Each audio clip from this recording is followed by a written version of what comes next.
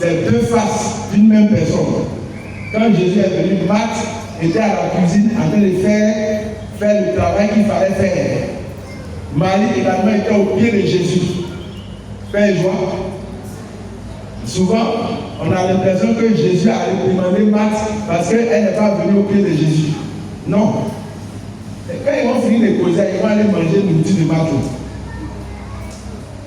Donc, on doit savoir faire les choses. On doit être Marthe, en même temps on doit être Marie.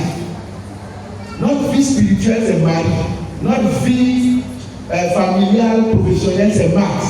On doit pouvoir concilier ces deux visages pour être une seule personne. Nous avons deux faces, Marthe et Marie. Père et joie. Donc c'est important. Si on s'organise bien, on va pouvoir trouver le temps pour César et le temps pour Dieu. Une question?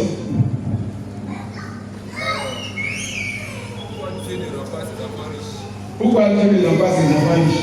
Alors qu'on dit l'or et l'argent lui appartient. Pourquoi Dieu fait ça? Pourquoi il est méchant comme ça? Père et joie. C'est ça. Et bien, c'est ce que nous sommes en train de dire là. Je nous ai dit qu'il y a des clés d'activation de la richesse qui est en Dieu. Dieu nous donne, il a de nous donner des moyens. Aujourd'hui, on a parlé d'une clé. Dimanche prochain, on va nous donner encore d'autres clés pour pouvoir prendre l'argent qui est chez notre papa. Supposons que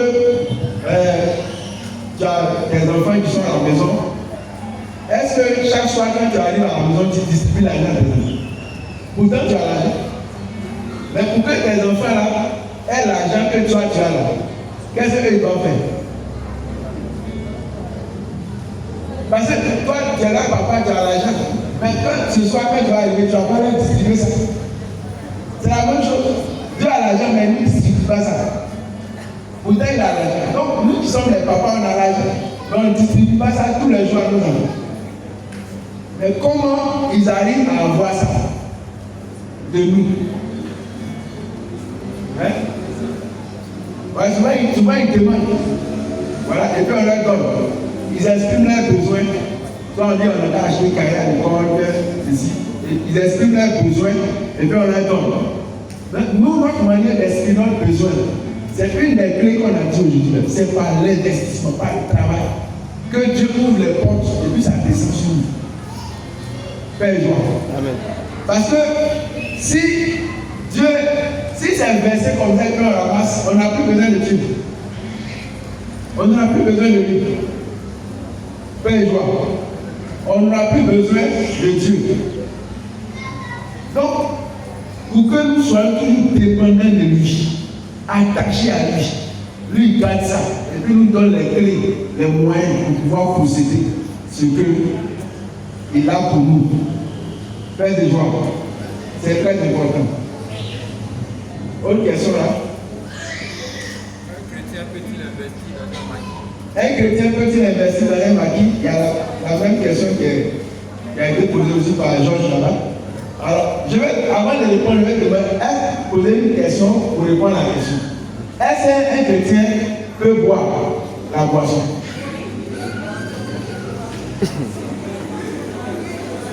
Si on répond à ça, ça donne la réponse à la question. Un chrétien, est-ce qu'un chrétien boit? Ceux qui disent chrétien boit, la levée les mains. Quand il parle de boire, c'est pas du vin, bière, tout ça. Liqueur. Qui dit chrétien ne boit pas? Donc, la majorité des chrétiens boivent. Maintenant, si les chrétiens boivent, c'est où ils vont prendre ça pour boire? Dans ma vie, là, entre celui qui boit et puis celui qui vend, qui a péché? Qui a péché? Personne n'a péché. Donc, un chrétien, si un chrétien peut boire, c'est qu'un chrétien peut vendre. C'est tout.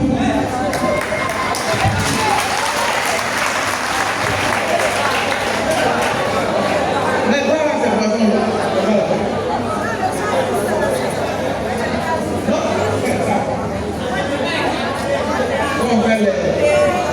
Même mieux. Bon, là, tu ne permets pas ça dans ton bar. Fais joie. Voilà, elle a ajouté quelque chose. Souvent dans les bars, prostitution qui se font là-bas, ça non. Si tu es un chrétien, tu as ton bar, on ne fait pas ça là-bas. On ne se prostitue pas là-bas. Paix et joie. Donc il faut qu'on soit clair là-dessus. Voilà.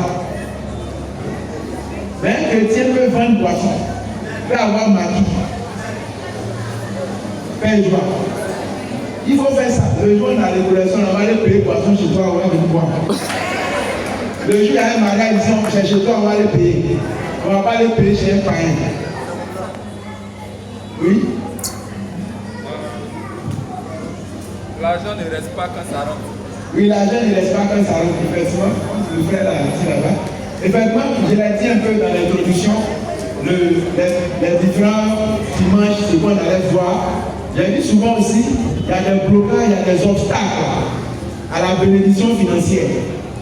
Ça peut être dû, il y a plusieurs paramètres. Ça peut être, il y a une onction pour pouvoir gérer l'argent. Il y a une onction.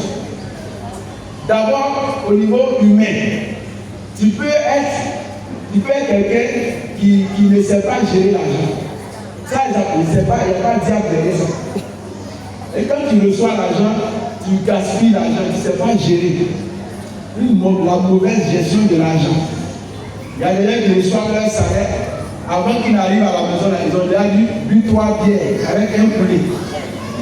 Voilà, pour faire sortir la fatigue, souffrance qu'ils ont vécu dans le mois, avant d'arriver à la maison. Frère, tu vois, c'est arrivé à la maison, maintenant qu'on s'assoit pour ta vie. Si tu commences par là, ça va tomber dans la baisse. Donc, la gestion même là, matériellement, humainement, ça peut poser un problème. Ça peut faire que tu t'appauvris. Ça, c'est le côté humain. Mais il y a le côté spirituel. Tu peux avoir des réclamations, des endettements spirituels sur toi. On parlera de ça aussi durant ce séminaire. Donc, on va parler de ça. Donc, soit ça peut être ta propre responsabilité, ou bien spirituellement, il y a quelque chose qui parle contre toi. Ça peut être des esprits qui réclament, qu'on appelle des criquets dévoreurs, qui dévorent des finances. Donc ça aussi, ce n'est pas à négliger. On va parler de ça. Fait que souvent, beaucoup reçoivent l'argent et puis ça ne reste pas. Je vous donner un peu mon témoignage. Un temps où je perdais beaucoup d'argent. J'étais menacé par les criquets dévoreurs. Il a fallu que je traite ça, que ça s'arrête. Donc il y a ce qui est humain en nous, qui fait qu'on n'arrive pas à épargner, mais il y a ce qui est spirituel, qui nous combat, qui fait que l'argent aussi, ça ne reste pas. Ces deux éléments, on va en parler durant ce séminaire. Comment expliquer les échecs répétés? Les échecs répétés sur les finances. Quand on investit, ça tombe, ça ne marche pas. Est-ce que je dois faire? Est-ce que je dois arrêter? C'est maintenant continuer. D'accord. Effectivement, ça rejoint un peu les deux éléments que je viens de dire. Après, le frère va venir répondre aussi sur ça. Voilà. Si je ne maîtrise pas le domaine, il va sentir que là où j'ai investi, ça va tomber. Si je n'ai aucune notion sur le domaine dans lequel j'investis, ça ne va pas prospérer. Tu as ouvert un point d'Orange Money et puis tu n'as aucune notion de comment on fait les transactions. Mais les gens vont t'arnaquer à tout moment. Tu seras obligé de fermer. Donc, j'ai dit la connaissance sur le domaine, la formation sur le domaine, c'est important. Ta mauvaise connaissance dans le domaine peut faire que tu peux faire échec. Dieu peut te révéler que c'est ça. Mais si tu n'as aucune connaissance sur ce domaine, c'est échec. Fais joie. Deuxièmement, je l'ai dit aussi tantôt, c'est au niveau spirituel. Il y a des combats spirituels qui nous sont soumis. Tu peux être attaqué spirituellement. Tu sais gérer, tu fais tout, tu as toutes les compétences. Mais il y a tous les dettes. Spirituellement, il peut y avoir un endettement sur toi. Spirituellement. Donc ça fait que tu commences, après ça ne marche plus, après tu arrêtes, après tu tombes dans les crédits, ainsi de suite. Spirituellement, il y a des choses qui te combattent. Ou bien aussi spirituellement, il y a des alliances dans lesquelles tu t'es pas mis.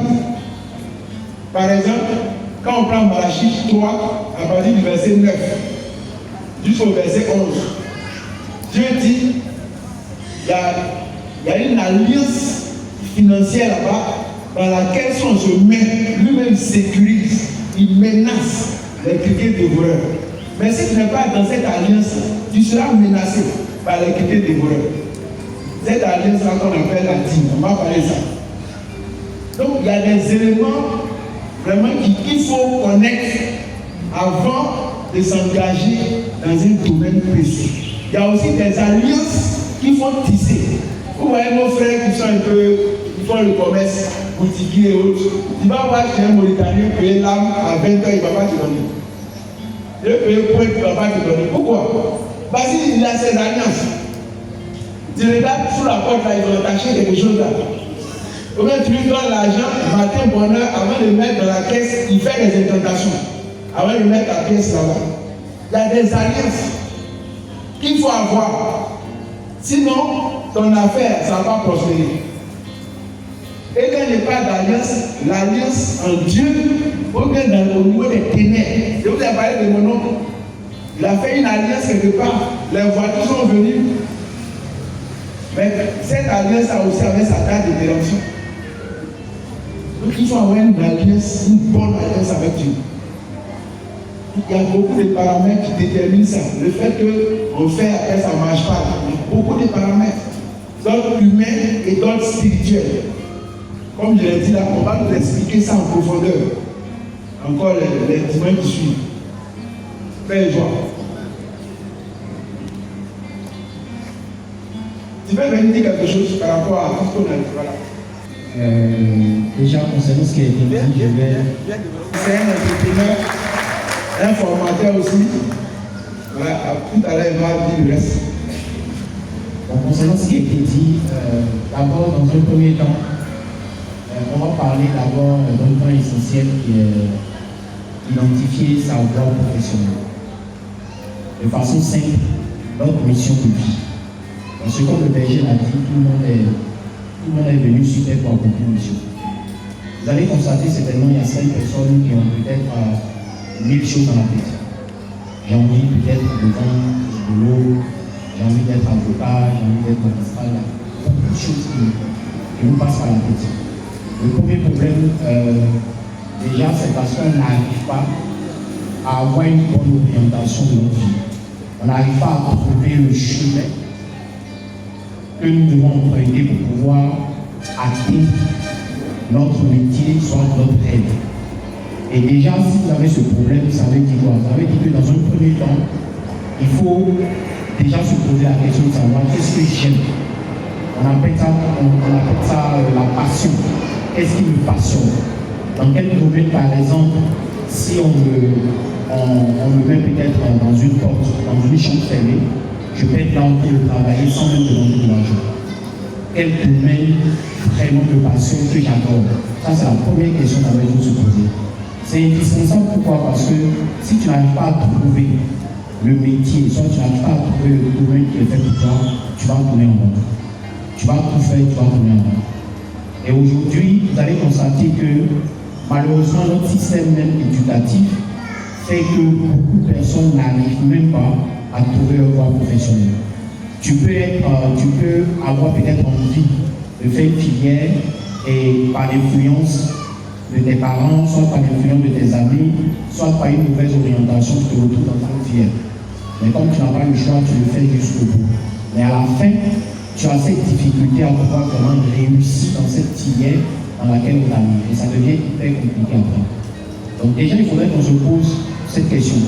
Et pour se poser cette question, c'est une certaine analyse qu'il faut faire à l'interne pour pouvoir identifier vraiment ce qui est fait. Pourquoi? Parce que on dit souvent la personne la plus heureuse sur cette terre, c'est la personne qui arrive à faire le métier de la passion, qui arrive à transformer sa passion en métier. Et si vous arrivez à transformer votre passion en métier, vous êtes la personne la plus heureuse sur terre. Parce que la seule personne même qui gagne peut-être 100 000 francs par mois, mais qui arrive à investir, ils sont très heureuses quand même 100 000 francs par mois. Par contre, d'autres arrivent à gagner 1 million, 2 millions par mois, ils ne sont pas heureux. Donc, ce n'est pas une question déjà de pouvoir se poser la question de savoir dans quoi je vais gagner beaucoup. Non. Mais qu'est-ce qui est fait pour moi? Dans quel domaine je peux réussir? Donc, ça, c'est le premier point. Le deuxième point, si on va rentrer dans tout ce qui a rapport avec le domaine de l'investissement, de l'entrepreneuriat, l'erreur que nous commettons la plupart du temps, c'est qu'on est des suivistes. On est des suivistes. C'est-à-dire, je vois quelqu'un, un frère, soit une sœur, qui rentre dans un secteur d'activité, qui réussit dans le secteur, on veut aussi faire le même secteur. Il faut d'abord se poser les vraies questions. Avant d'entreprendre, soit avant d'investir, il faut déjà se poser la question, est-ce que ce que je veux faire, le domaine dans lequel je vais investir, est-ce que j'aime ce domaine? Donc on revient toujours sur notre volet de passion. Est-ce que j'aime ce domaine? Pourquoi? Parce que si tu n'aimes pas ce domaine, lorsqu'il y aura un petit obstacle, tu laisses tout tomber, tu ranges les pieds et les plaques et tu disparais. Donc la première question que tu vas te poser, est-ce que j'aime ce domaine? Oui, j'aime le domaine. Est-ce que j'ai les compétences qu'il faut pour réussir dans le domaine? Et en termes de compétences, c'est tout simplement les formations, soit les connaissances. Il y a deux types. Le premier niveau, c'est quoi? Je rentre par exemple dans le domaine de l'agriculture. Dans le domaine de l'agriculture, je ne peux pas me jeter dans l'agriculture si à la base, je n'ai aucune notion en agriculture. Donc, je dois d'abord suivre une formation spécialisée en agriculture. Après, il faut que je suive aussi une formation qui n'a rien à voir avec l'agriculture, mais une formation qui touche tout ce qui a rapport avec le volet de la gestion. Je veux par exemple faire l'agriculture, tu es sûr et certain que tu ne peux pas faire ça seul. Tu auras peut-être celui qui va t'aider à le faire, tu auras une petite équipe qui va travailler avec toi. Mais comment tu vas gérer l'équipe? Est-ce que quand par exemple, quand tu es fâché à la maison, tu viens, tu délaisses la collègue sur les personnes qui travaillent avec toi? Donc il faut arriver à maîtriser comment gérer l'homme. Il faut arriver à maîtriser comment gérer ton entreprise. Il faut arriver à maîtriser comment gérer l'argent. On appelle ça l'éducation financière. Aujourd'hui, quand par exemple, tu prends ton argent, tu as ton business que tu fais, est-ce que tu prends l'argent de ta poche et tu mélanges avec l'argent de ton business? Si tu mélanges ça, c'est sûr et certain que quand par exemple tu auras envie, comme le berger a dit, de boire bien, tu ne sais pas si c'est l'argent de l'entreprise, soit toi-même ton argent, tu prends tout, tu bouffes. À la fin, tu fermes la porte, tu dis que ça n'a pas marché. Donc il y a une certaine question, il faut d'abord se poser au préalable. Et honnêtement, on ne se jette pas comme ça dedans, ce n'est pas possible. On ne se jette pas, mais ceux qui se jettent dedans, à la fin, ils ne réussissent pas malheureusement. Pourquoi? Parce qu'il faut vraiment des paramètres. Déjà se poser les vraies questions, est-ce que je peux? Est-ce qu'on appelle ça, on appelle aussi un autre volet des compétences comportementales. Il y a des gens, par exemple, qui n'aiment pas qu'on leur parle mal. Il y a des gens, par exemple, qui ne supportent pas l'humeur des autres. Il y a des gens, par exemple, qui n'incarnent pas, par exemple, le leadership. Il y a des gens, par exemple, qui n'arrivent pas parce qu'on appelle ça, le sens de l'empathie. C'est-à-dire, si quelque chose arrive à ton collaborateur, tu te mets à sa place pour voir un peu comment ça peut se faire si éventuellement tu as à la même place que ton collaborateur. On appelle ça le sens de l'empathie. Il y a l'intelligence émotionnelle. Il y a ces différents aspects qu'il faut avoir d'abord. Il y a certaines personnes qui naissent avec, mais d'autres viennent, ils se forment pour avoir ces compétences-là avant de se lancer. Donc, essayez de vérifier vraiment ces différents points. Et à côté de vous, le conseil que je vais vous donner, si vous voulez entreprendre, soit vous voulez investir, ayez un mentor. C'est très important. Un mentor, c'est quoi? C'est quelqu'un qui est un financier, qui a fait sa machine. Et tu le prends comme un modèle. Si tu as un petit souci, tu l'appelles. Attention, j'ai un petit problème à ce niveau, comment je peux faire? Il te dit, ok, voilà. Attention, j'ai un truc. C'est très important.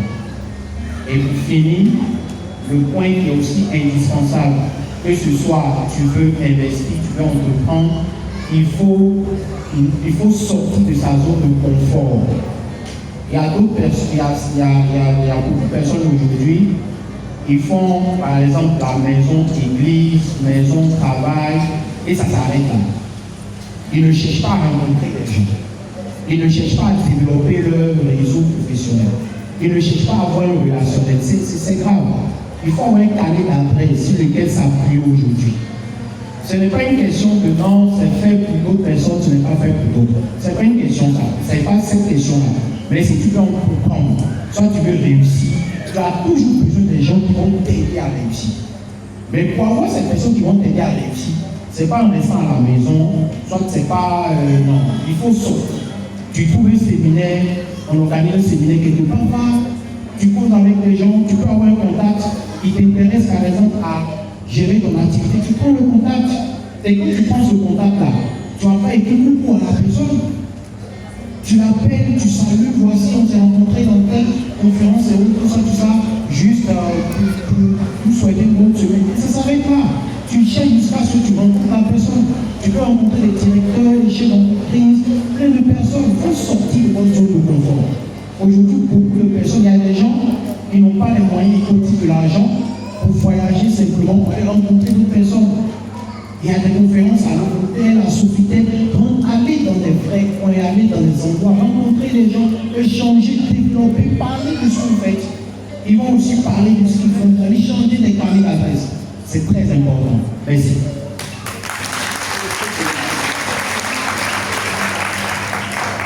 Bon, pour finir, déjà, comme le berger l'a présenté, moi, mon nom c'est le frère Romain. Je suis entrepreneur. Je suis entrepreneur, mon entreprise s'appelle Top Innovation et cette entreprise a été créée depuis 2017.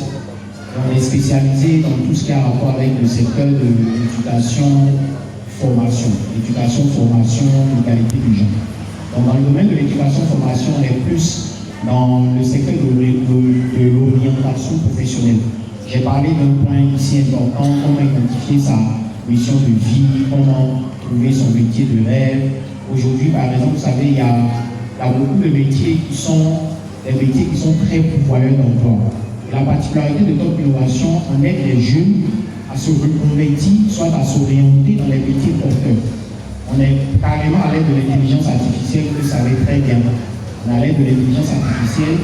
Il y a beaucoup de métiers, selon les rapports, il y a plus de 10 000 métiers qui sont en train de disparaître. Et il y a l'intelligence artificielle qui est en train de faire revenir encore d'autres métiers.